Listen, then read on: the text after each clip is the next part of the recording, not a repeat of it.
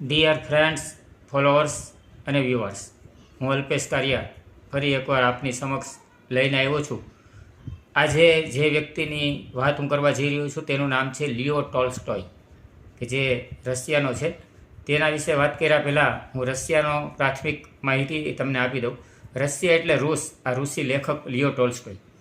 હવે રશિયા છે એના વિશે એક જાણીતી વાત કરું તો પૃથ્વીનો 10મો ભાગ, એટલે કે પૃથ્વીની જે કુલ જગ્યા છે એમાં 10થી 11% જગ્યામાં એકમાત્ર રશિયા છે. બાકીનું સમગ્ર દુનિયા છે એ બીજા 90%માં છે. એમ કહેવાય છે કે પ્લુટોનું ક્ષેત્રફળ છે એના કરતાં પણ રશિયાનું ક્ષેત્રફળ મોટું છે. એટલે પ્લુટો ગ્રહ છે એ પણ રશિયાથી નાનો છે.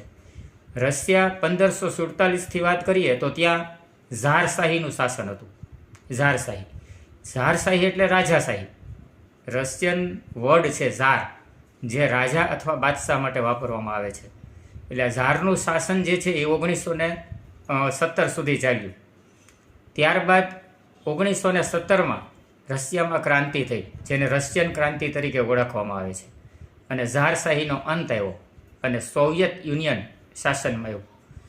સોવિયત યુનિયને રશિયાનો ઘણો બધો વિકાસ કર્યો. રશિયાને તમામ પ્રકારે શક્તિશાળી બનાવવામાં એમનો પૂરો હિસ્સો હતો. અને ખાસ કરીને તો એ સમયની અંદર ત્યાંની મહિલાઓને મતાધિકાર નહોતો, અને એ પણ સોવિયત યુનિયને મતાધિકાર આપ્યો. અને એ દિવસને આંતરરાષ્ટ્રીય મહિલા દિવસ તરીકે પણ ઉજવવામાં આવે છે. સોવિયત યુનિયનના શાસક બાદ જે આપણે રાષ્ટ્રપ્રમુખની વાત કરીએ તો 1991થી ત્યાં રાષ્ટ્રપ્રમુખ તરીકેનું શાસન આવ્યું, જેમાં સૌ પ્રથમ લેનિન હતા. ત્યારબાદ ક્રમશઃ હાલ વ્લાદિમીર પુતિન છે. એટલે જે કોઈ આ શાસકોએ છે એમણે રશિયાના બળમાં આર્થિક રીતે, શૈક્ષણિક રીતે, તમામ રીતે રશિયાનો વિકાસ કર્યો અને રશિયા આજે અડીખમ ઊભું છે. આ જ રશિયામાં રૂસી લેખક, તત્વચિંતક, સાહિત્યકાર અને મહાન વિચારક લિયો ટોલ્સ્ટોય, કે જેમનો જન્મ 9 સપ્ટેમ્બર 1918ના રોજ થયો. લિયો ટોલ્સ્ટોય એક ખૂબ જ સંપત્તિ ધરાવતા હતા. ખૂબ જ ધનવાન પરિવારમાં તેમનો જન્મ થયો હતો. અને કહેવાય છે કે જ્યારે રશિયન યુદ્ધ થયું ત્યારે તેઓ આર્મીમાં હતા. લિયો ટોલ્સ્ટોયે પોતાની મોટાભાગની સંપત્તિ છે દાન કરી દીધી, પુષ્કળ ધન હોવા છતાંય. અને દેખાવે જુઓ તો લગર વગર લાગતા. તેમણે 13 જેટલી બાળકો માટે એ સમયની અંદર સ્કૂલો શરૂ કરી હતી.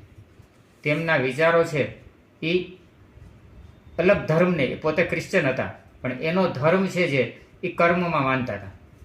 અને તેઓ કહેતા કે તમે મને મારા ધર્મ વિશે ના સમજાવો, તમે જે કાર્યો કરો છો એમાં મને ધર્મ જોવા દો.